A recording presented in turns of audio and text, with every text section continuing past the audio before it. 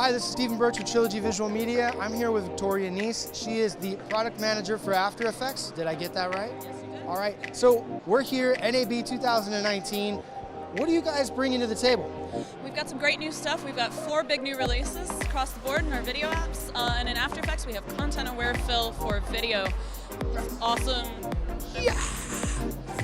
It's powered by Adobe Sensei. It's been in the works for a couple of years. You might have seen it at Adobe Max, sneaked as Project Cloak. It's now in the product, shipping, released last week as content-aware fill for video.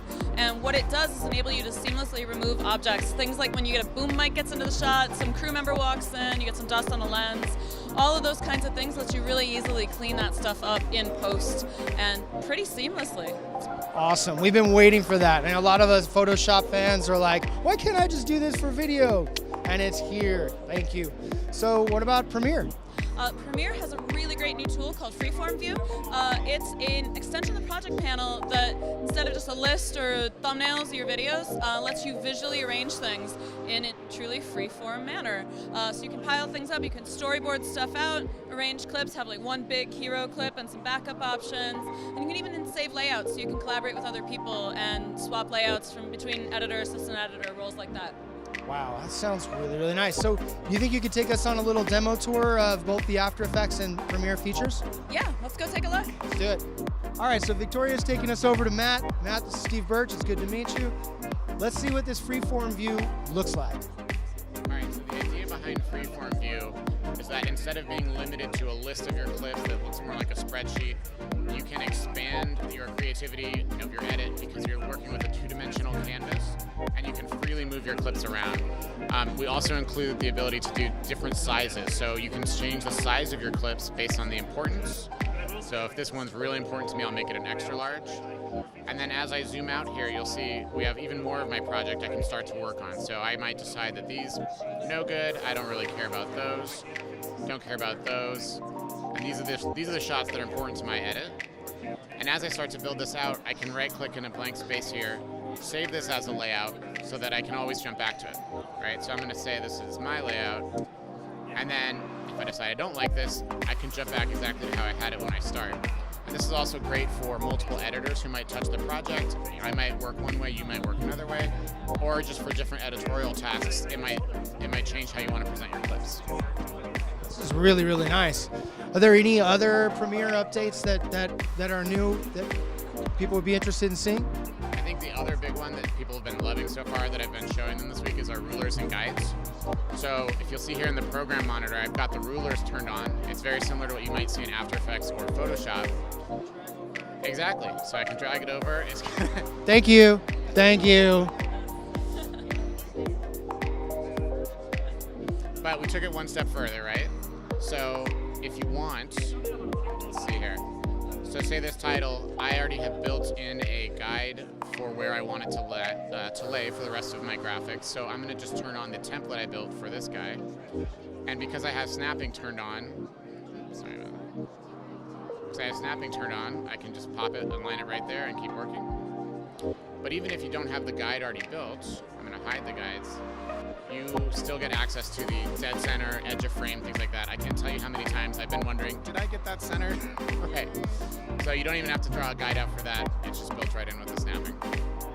Thank you very much, I appreciate it. So we have the amazing Dacia here. She's gonna go through. Content-aware fill. All right, let's see what this is all about. So we got this beautiful drone shot of our cyclist and our amazing camera crew.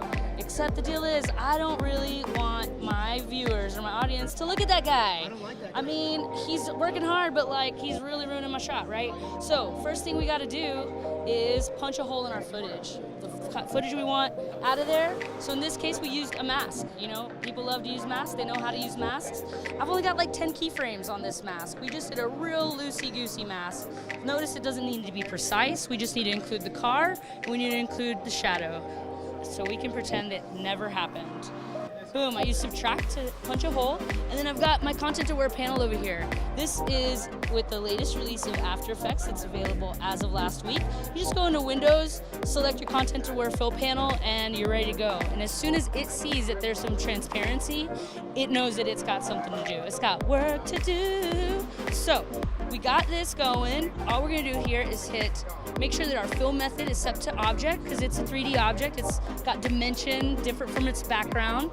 We hit generate fill layer, and what it starts doing is analyzing this shot. So it's trying to look at what's happening from the beginning to the end with the pixels. So notice here, we don't know what's underneath this car at this point in the footage. But if we just scroll a little bit later, here we know what's underneath the car. So basically what it's doing is tracking, making a grid of these pixels, tracking the motion of your camera through time, making a mental note, and then basically it starts filling in the gaps. It's basically what I'm calling time traveling pixels. It's taking pixels from beginning, later, anywhere it can, just to fill in the gaps. We also developed something called priority preview. So you can go in and spot check, if you're trying to test things out, but just in that time that we were talking, it's not even like cooking show magic, it's real magic. I'm gonna check that out. And just like that, there's my solo cyclist. I'm involved in this story. I'm feeling really connected to him. I'm not distracted by that car's shadow. What happened to Todd in the Mustang? Todd he never existed. I don't know, we're in a different timeline.